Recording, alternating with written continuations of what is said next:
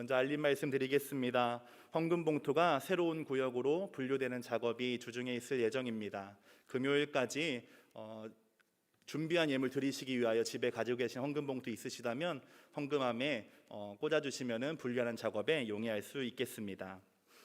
오늘 함께 나눌 말씀은 사사기 3장의 말씀입니다. 사사기 3장에 있는 말씀을 본문으로 에웃의 이야기를 함께 살펴보도록 하겠습니다.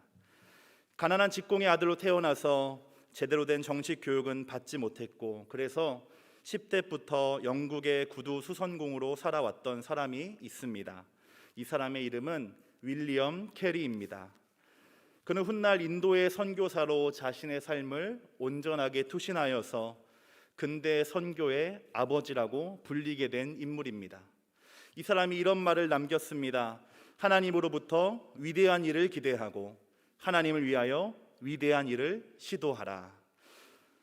함께 고백해 보겠습니다. 하나님으로부터 위대한 일을 기대하고 하나님을 위하여 위대한 일을 시도하라. 아멘.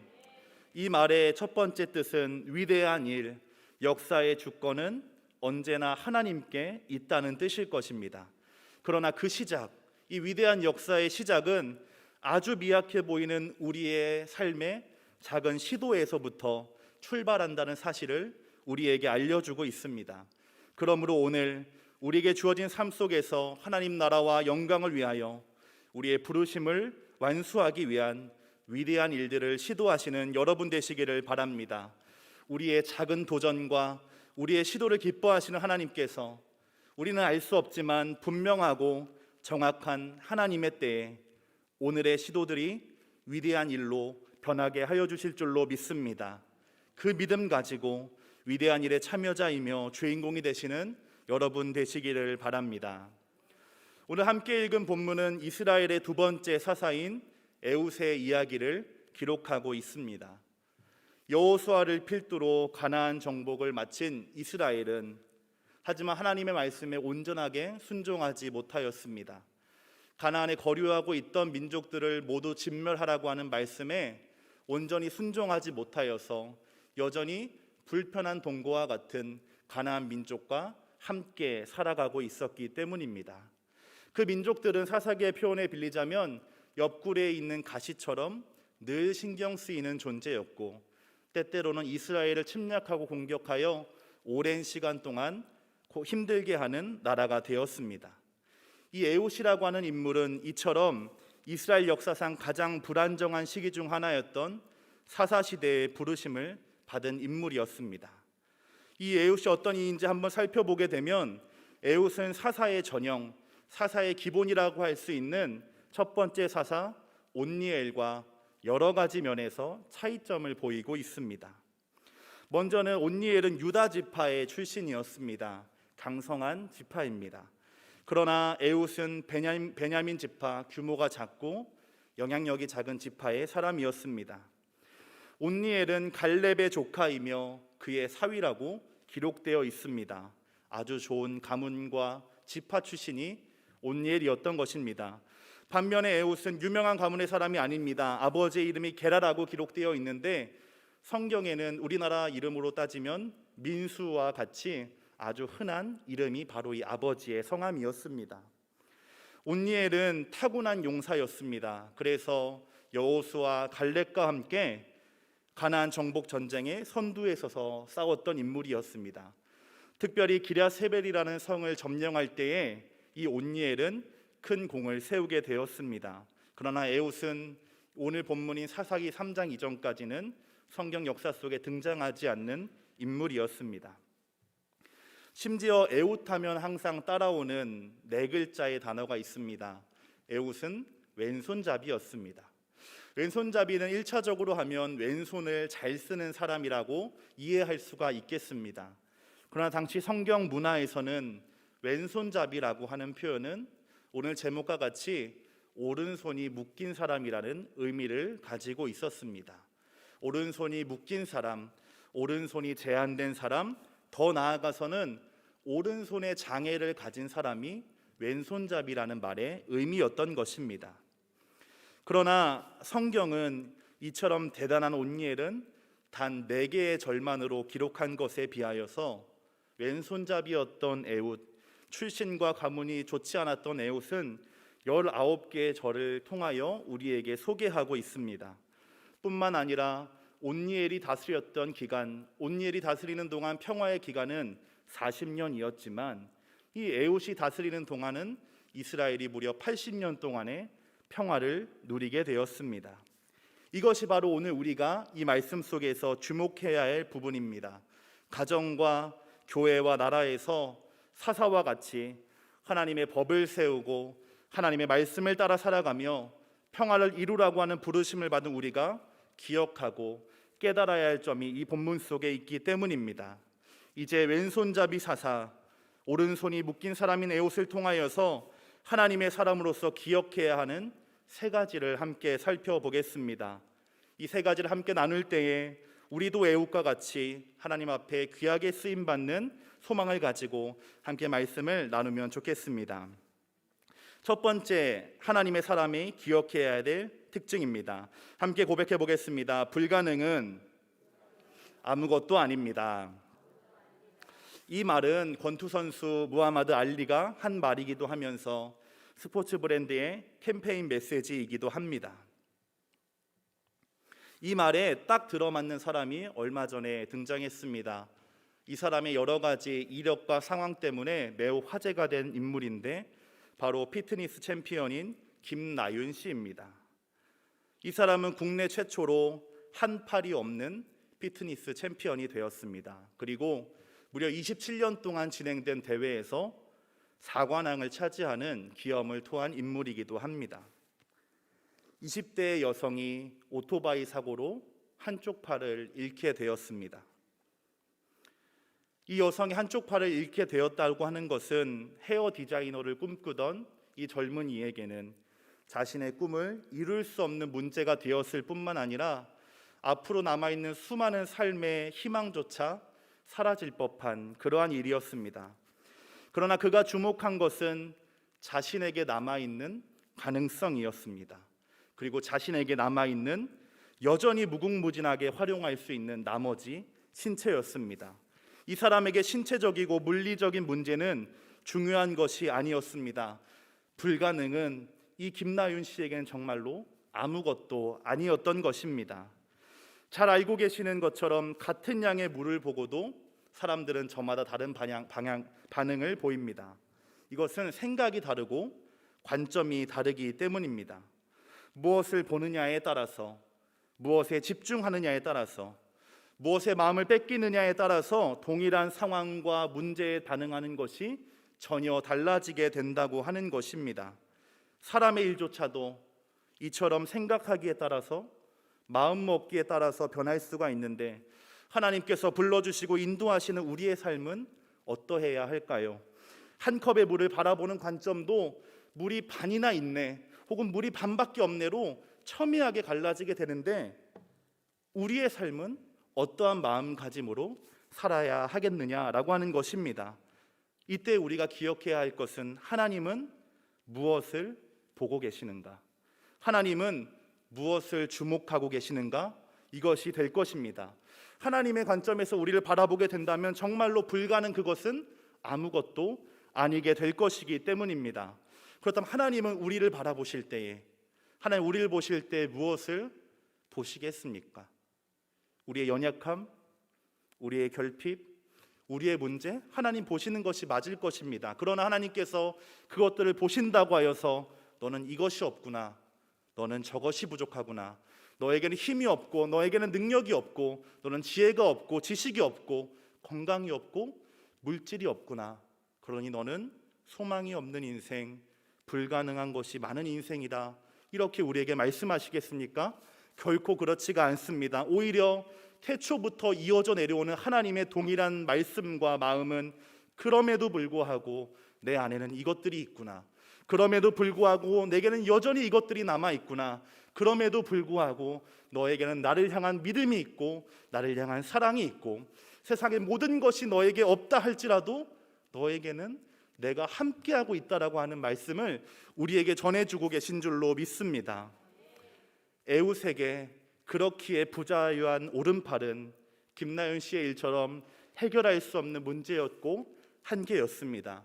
그러나 그는 자신의 장애를 바라보고 주목하고 그곳에 매여 있는 것이 아니라 하나님의 눈으로 바라볼 수 있는 사람이었고, 그것을 통하여 자유를 얻은 사람이었으며 모든 불가능과 한계를 뛰어넘어 하나님에게 귀하게 쓰임받는 사사가 되었습니다.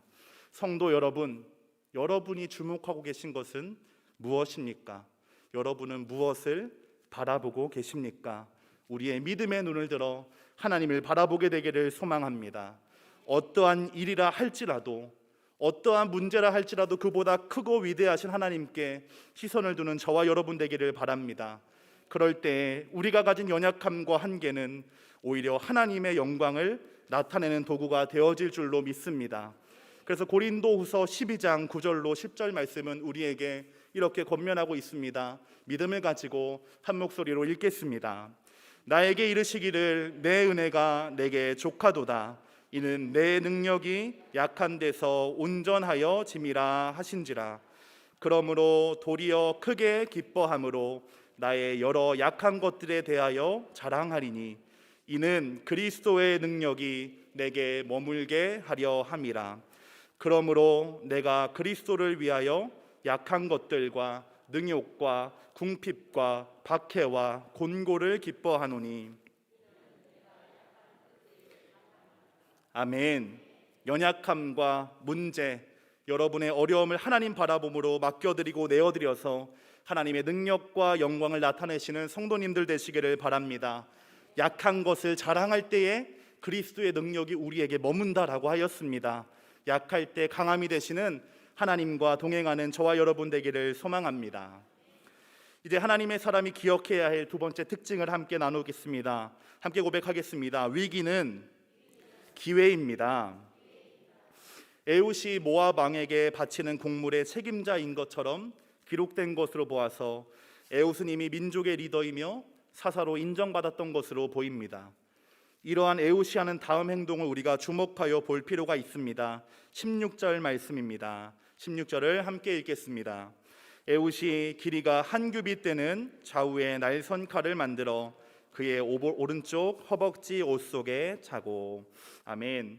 한 규빗은 팔꿈치에서 손끝까지 이르는 보통은 50cm 전후의 길이를 의미합니다.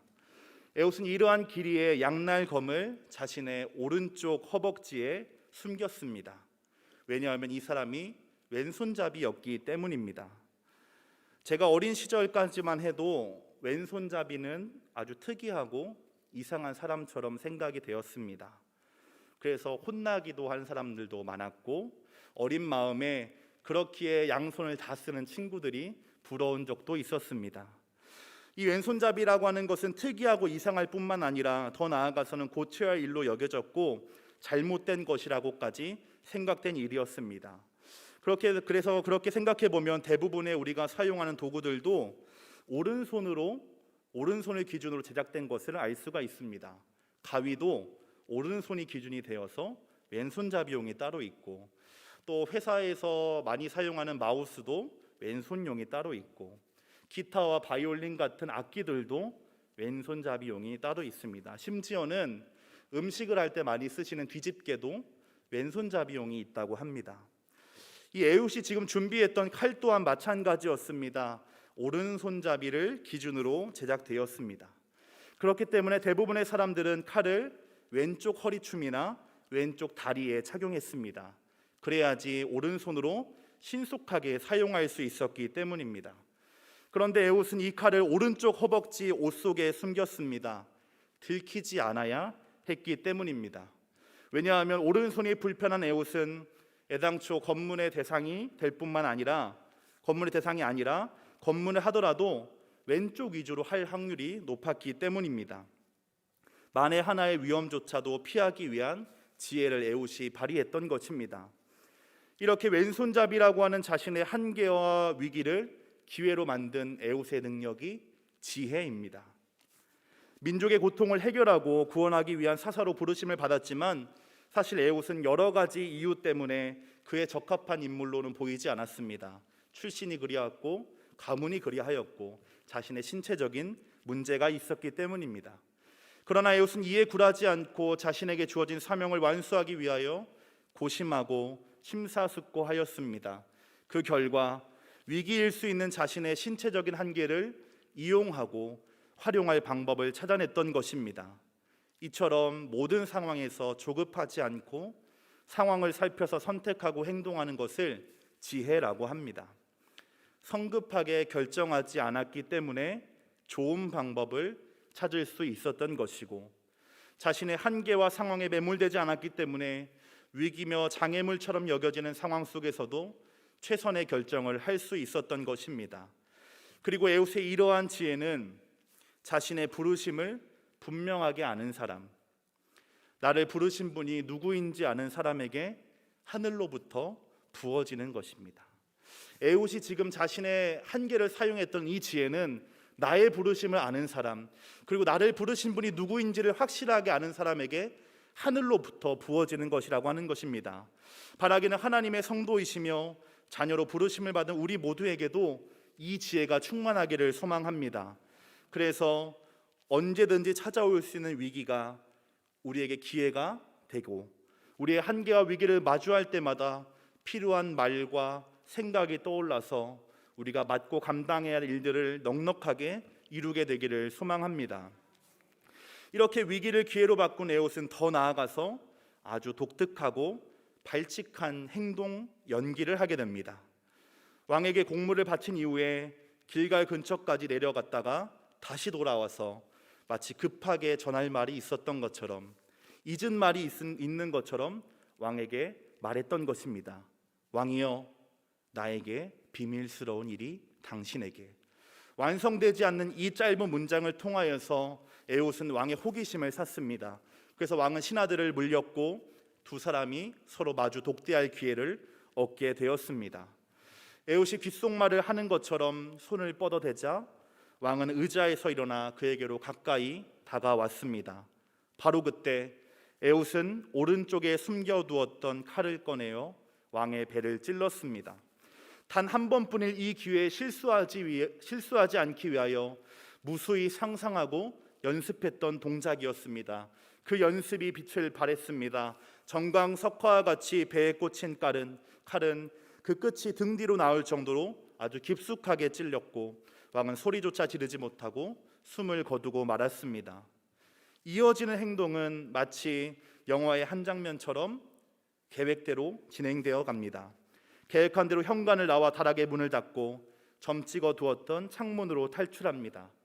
시간이 오래 지나도록 인기척이 없는 것을 이상하게 여긴 부하들이 열쇠로 왕의 문을 열었을 때에는 이스라엘을 18해 동안 핍박했던 모압 왕 에글론이 이미 숨을 거둔 후였습니다.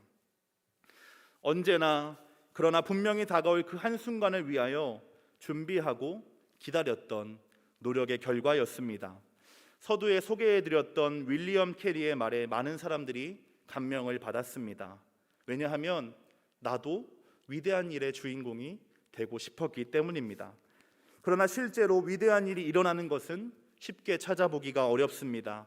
원대한 포부를 가지고 역사의 주인공이 되리라 꿈은 꾸고 다짐했지만 언제일지 모르는 그 순간을 위해서 지난한 수고와 노력을 채우는 사람들이 많지 않기 때문입니다. 그렇게 역사는, 위대한 일은 하나님의 일이며 그의 나라와 영광은 준비하는 자의 것이며 침노하는 자의 것임이 분명합니다. 매일 똑같이 주어지는 하루가 오늘도 지나가고 있습니다. 여러분의 부르심, 여러분이 가지고 계신 소망, 여러분의 꿈은 무엇입니까? 거창하지 않을지라도 정말로 하나님께서 나를 불러주시고 나에게 맡겨주신 일이라고 확신하는 것이 있다면 그 일들을 위하여 오늘의 땀을 아끼지 않으시기를 바랍니다. 세상은 티끌 모아서 티끌된다고 말합니다. 늦었다고 생각할 때가 이미 늦은 것이라고 우리에게 말합니다. 그러나 작은 겨자씨가 나무가 되고 한 알의 밀알이 많은 열매가 되며 작은 시내가 모여 큰 바다가 이루게 되는 이 하나님 나라의 계산 방법을 기억할 때에 우리는 시편의 말씀처럼 눈물로 오늘의 씨를 뿌려서 기쁨의 단을 거두게 될 줄로 믿습니다. 지금까지 살펴본 하나님의 사람의 세 가지 자질과 특징, 첫 번째는 불가능은 아무것도 아니라는 것입니다. 불가능한 상황에서 눈을 돌려서 하나님을 바라보고 또한 그 하나님의 눈으로 나를 바라보게 되면 장애와 같은 한계들도 하나님의 영광을 나타내는 귀중한 도구가 됩니다. 또한 두 번째, 위기는 곧 기회입니다. 이러한 위기를 기회로 만드는 것이 지혜입니다. 신중하게 상황을 살펴보아서 최선의 선택을 하는 능력이 지혜입니다. 이 지혜는 자신의 부르심과 나를 불러주신 분을 분명히 아는 사람에게 하늘로부터 주어집니다. 오늘 나를 향하신 하나님의 부르심을 기억하여서 위기와 또한 한계의 순간을 마주하게 될 때 하늘의 지혜를 통하여서 그것을 기회로 만드시는 여러분 되기를 바랍니다. 또한 세 번째는 역사는 준비하는 자의 것이라는 것입니다. 이러한 지혜를 가졌다 할지라도 오늘의 준비를 성실하게 하지 않으면 언젠가 마주하게 될 그날의 주인공이 될 수가 없습니다. 부르심을 깨닫고 기억했다면 그것이 아주 적은 일이라 할지라도 착하고 충성된 종이라 칭찬받았던 이들처럼 순종함으로 오늘의 수고를 해야만 합니다. 오늘 흘린 땀과 오늘 흘린 눈물은 위대한 일이 일어날 그 순간에 빛을 발하여서 기쁨의 열매가 되어 돌아오게 될 것입니다. 이 세 가지 모두가 하나님 말씀 앞에 살아가는 우리 모두에게 있기를 소망합니다. 그러나 이 세 가지는 사사 중에 에웃 한 사람에게서만 발견할 수 있는 아주 독특한 특징입니다. 그래서 마지막으로 나누고자 하는 것은 모든 사사들의 공통된 특징입니다. 3장 10절 상반절은 우리에게 이렇게 알려줍니다. 여호와의 영이 그에게 임하셨으므로. 이 짧은 한 문장은 혼란한 사사 시대의 모든 사사들에게 공통되게 적용될 수 있는 특징입니다. 불가능 속에서 희망을 발견하는 것, 위기를 기회로 삼는 것, 오늘의 준비를 하는 것은 사실은 하나님의 사람에게만 해당되는 것은 아닙니다. 자신의 목표를 향하여 달려가는 수많은 사람들이 꿈을 이루기 위하여 저 특징들을 갖추기 위해 애쓰고 있기 때문입니다. 그렇게 참으로 하나님의 사람임이 구별되는 분명하고 유일한 기준은 하나님의 영, 성령이 함께 하시는가, 하나님의 영에 붙잡힌 사람인가, 이 조건이 될 것입니다. 성령님이 함께 하시며 그에게 붙잡혀 있다고 하는 것은 내 영이 원하는 대로, 내 마음이 원하는 대로 살아가는 것이 아니라 모든 순간에 하나님께서 이끌어 주시는 대로 성령님의 인도하심에 순종하며 산다는 의미입니다. 나의 호흡조차도 스스로 할 수 없는, 사실 우리는 그러한 존재임에도 감히 하나님의 사람으로 인정받아서 위대한 일을 꿈꾸고 이루며 살아갈 수 있는 것은 하나님께서 우리를 부르시기만 하고 고아와 같이 버려두시는 분이 아니라 하나님의 깊은 것까지 통달하시는 성령을 보내주셔서 우리로 하여금 소망할 수 없던 것을 소망하게 하시고 꿈꿀 수 없던 것을 꿈꾸게 하시며 오늘을 믿음으로 살 수 있도록 도와주시기 때문인 줄로 믿습니다. 그러하기에 참된 우리의 고백, 정말로 우리의 마음을 다하여 드려야 될 기도와 고백은 하나님 주의 영을 부어 주시옵소서. 내 힘으로 살지 않도록 하나님 함께하여 주옵소서. 그리하여서 하나님의 사람으로 하나님의 위대한 일의 동역자로 살 수 있는 제가 되게 해달라고 기도해야 하고 간구해야 할 것입니다. 이것이 우리가 하나님 앞에 드리는 우리 모두의 고백이 되기를 소망합니다.